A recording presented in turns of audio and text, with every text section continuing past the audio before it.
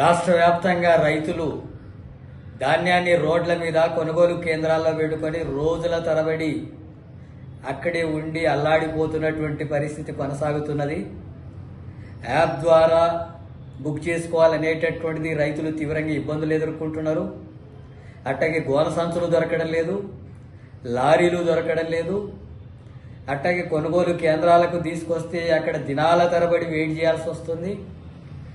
అలాగే తరుగు అదనంగా తీసుకుంటున్నారు. క్వింటాలకు 4 నుంచి 5 కేజీల చొప్పున తీసేసుకుంటున్నారు.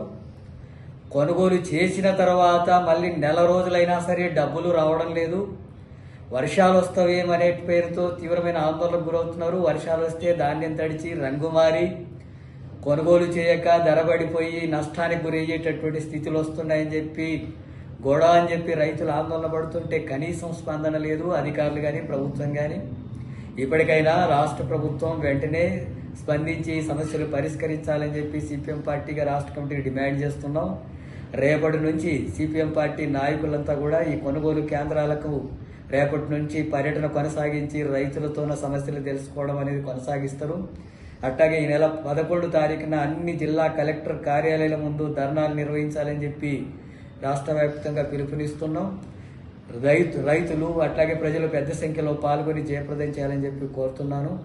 ఇప్పటికైనా రాష్ట్ర ముఖ్యమంత్రి అధికారులు వెంటనే జోక్యం చేసుకొని ఈ కొనుగోలు కేంద్రాల్లో రైతులు పడుతున్నటువంటి ఇబ్బందులన్నింటినీ పరిష్కరించేందుకు తక్షణమే చర్యలు తీసుకోవాలని చెప్పి డిమాండ్ చేస్తున్నాం. లేకపోతే ఈ ఆందోళన మరింత ఉధృతం అవుతుందని చెప్పి హెచ్చరిస్తున్నారు.